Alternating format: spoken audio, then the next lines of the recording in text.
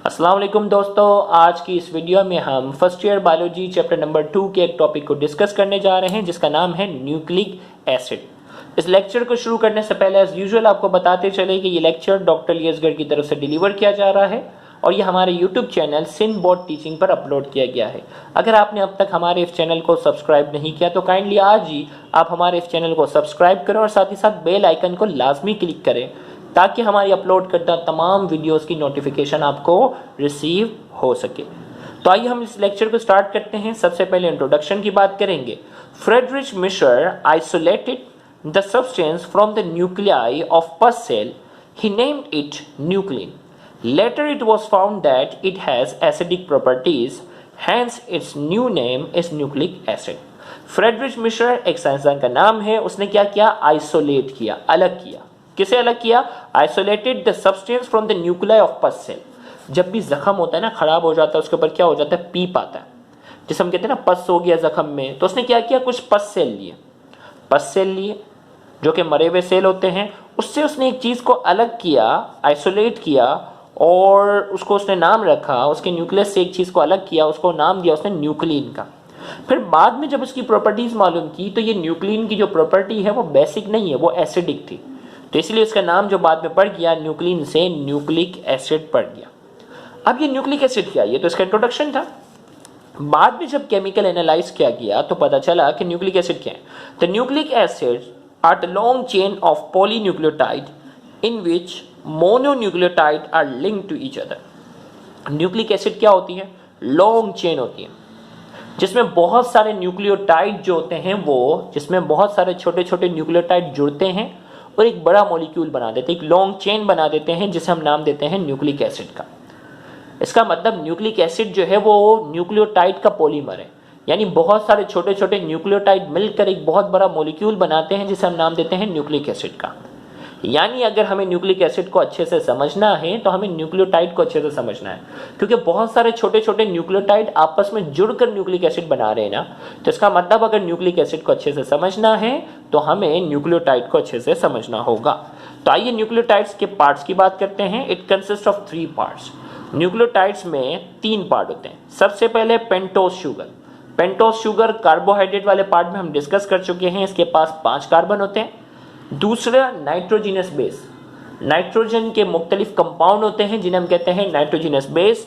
इन compounds की 5 तादाद जो है वो पॉसिबल है: एडिनिन, ग्वाइनिन, साइटोसिन, थाइमिन और यूरेसिल। यानी इन नाइट्रोजिनस बेस में से कोई एक, या तो एडिनिन होगा, या ग्वाइनिन होगा, या साइटोसिन होगा, या थाइमिन होगा, या यूरेसिल होगा एक न्यूक्लियोटाइड के अंदर। इसलिए तीसरा जो होगा वो फॉस्फोरिक एसिड है और फॉस्फोरिक एसिड का फॉर्मूला है H3PO4। यानी एक न्यूक्लियोटाइड में 3 चीजें, एक पेंटोज शुगर 5 कार्बन वाली, दूसरा नाइट्रोजिनस बेस, इनमें से कोई भी एक होगा, तीसरा जो है वो फॉस्फोरिक एसिड। ये तीनों चीजें आपस में मिलकर एक न्यूक्लियोटाइड बनाती है और ऐसे बहुत सारे न्यूक्लियोटाइड मिलकर न्यूक्लिक एसिड बनाने का काम करते हैं। अब ये न्यूक्लियोटाइड बनता कैसे, इसकी स्टेप्स ऑफ फॉर्मेशन की बात करेंगे। The steps of formation of nucleotide are following. Nucleotide किन स्टेप से होता हुआ बनता है? सबसे पहले in the first step of nucleotide formation of pentose sugar combined with nitrogenous base, as a result nucleoside is form. याद रखिएगा, पहले मरहले में न्यूक्लियोटाइड फॉर्मेशन की हम बात करते हैं। सबसे पहले पेंटोज शुगर है ना, 5 कार्बन वाली शुगर, इनमें से किसी भी एक नाइट्रोजिनस बेस के साथ क्या हो जाती है? जुड़ जाती है। जो भी स्ट्रक्चर बनता है वो कहलाता है न्यूक्लियोसाइड। जबकि अगले स्टेप में in the second step nucleoside combine with phosphoric acid, as a result nucleotide is form.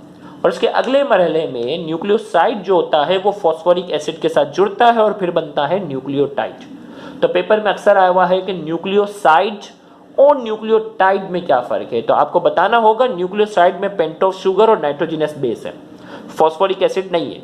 अगर इसमें फॉस्फोरिक एसिड शामिल कर दो तो फिर ये क्या कहलाता है? न्यूक्लियोटाइड। तो न्यूक्लियोसाइड में 2 चीजें हैं, पेंटोज शुगर और अगर नाइट्रोजिनस बेस है तो ये दोनों मिलकर बनाएंगे न्यूक्लियोसाइड। और इस न्यूक्लियोसाइड के साथ अगर फॉस्फोरिक एसिड जुड़ जाए तो क्या बनता है? न्यूक्लियोटाइड। अब इन न्यूक्लियोटाइड्स की अगर हम बात करते हैं, types of nucleotide, there are 3 types of nucleotide. Nucleotides की हमारे पास 3 टाइप्स कोर्स का हिस्सा है: मोनोन्यूक्लियोटाइड, डाइन्यूक्लियोटाइड और पॉलीन्यूक्लियोटाइड।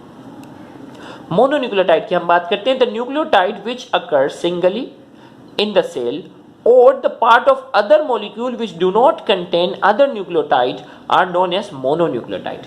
हमने कहा वो न्यूक्लियोटाइड जो अकेला पाया जाए, वो न्यूक्लियोटाइड जो अकेला सिंगली पाया जाए सेल के अंदर, या किसी मॉलिक्यूल का हिस्सा हो लेकिन उस मॉलिक्यूल के पास कोई और न्यूक्लियोटाइड ना हो, तो वो मोनोन्यूक्लियोटाइड कहलाता। हमने कहा कि वो न्यूक्लियोटाइड जो अकेला पाया जाए या वो किसी मॉलिक्यूल का हिस्सा हो लेकिन उस मॉलिक्यूल के पास कोई और न्यूक्लियोटाइड ना हो, तो वो क्या कहलाता है? मोनोन्यूक्लियोटाइड। मोनो का मतलब अकेला, अकेला रहने वाला। और अगर किसी मॉलिक्यूल के साथ जुड़ेगा तो ऐसे मॉलिक्यूल के साथ जुड़ेगा जिसके पास कोई और न्यूक्लियोटाइड नहीं होगा, तो उन्हें हम कहते हैं मोनोन्यूक्लियोटाइड। और मोनोन्यूक्लियोटाइड की हमारे पास एग्जांपल है ATP adenosine triphosphate, ADP adenosine diphosphate. ये दोनों एग्जांपल हमारे पास है मोनोन्यूक्लियोटाइड की, एमसीक्यू में भी बाकायदा पूछा जाता है।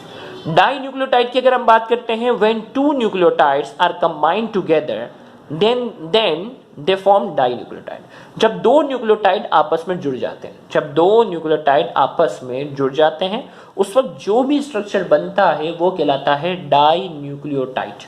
और डाइन्यूक्लियोटाइड की हमारे पास देखो, डाई का मतलब ही दो है ना, दो मोनोन्यूक्लियोटाइड जुड़ जाएंगे। इसकी एग्जांपल है NAD, nicotine amide adenine dinucleotide. NAD nicotine amide adenine dinucleotide is example of dinucleotide. ये भी एमसीक्यू के तौर पर आपने याद रखना है। फिर पॉलीन्यूक्लियोटाइड, नाम से ही अंदाजा हो रहा है, when many nucleotides are combined together they form polynucleotide. जब बहुत सारे न्यूक्लियोटाइड आपस में क्या हो जाते हैं? कंबाइन हो जाते हैं, उस वक्त जो भी स्ट्रक्चर बनता है वो कहलाता है पॉलीन्यूक्लियोटाइड। और पॉलीन्यूक्लियोटाइड की हमारे पास एग्जांपल क्या है? DNA deoxy ribonucleic acid, RNA ribonucleic acid. तो ये दोनों पॉलीन्यूक्लियोटाइड के एग्जांपल है। अगला टॉपिक जो हमारे पास है, difference between DNA and RNA। ये लेक्चर ऑलरेडी हम बाकायदा रिकॉर्ड कर चुके हैं, तो वो स्टूडेंट जिनको, और ये पेपर में सवाल में आता भी है, तो इसके लिए आप क्या करोगे? सिंध बोर्ड टीचिंग की प्लेलिस्ट पर जाओगे, फर्स्ट ईयर जोलॉजी के जहां लेक्चर सारे दिए हुए ना, जिसमें ये लेक्चर भी शामिल होगा, उसमें ही आपको difference between DNA and RNA के नाम से एक लेक्चर मिलेगा। वहां आपको ये पांचों डिफरेंसेस जो हैं वो डिटेल में बाकायदा डिस्कस किए गए हैं, तो वो आप देखना मत भूलिएगा। तो यहाँ जाके हमारा ये लेक्चर जो है वो मुकम्मल होता है। अगर आपको हमारा ये लेक्चर पसंद आया है तो इस लेक्चर को ज़्यादा से ज़्यादा शेयर करके अपना हक अदा करें। याद रहे, बहुत से ऐसे स्टूडेंट हैं जो गवर्नमेंट कॉलेजेस के बाद एक्सपेंसिव कोचिंग सेंटर्स को अफोर्ड करने की सलाहियत नहीं रखते, तो आपका इन वीडियोस को ज़्यादा से ज़्यादा शेयर करना, उन तक पहुंचाना आपके लिए सदका जारिया बन सकता है। Thank you very much. अल्लाह हाफिज़।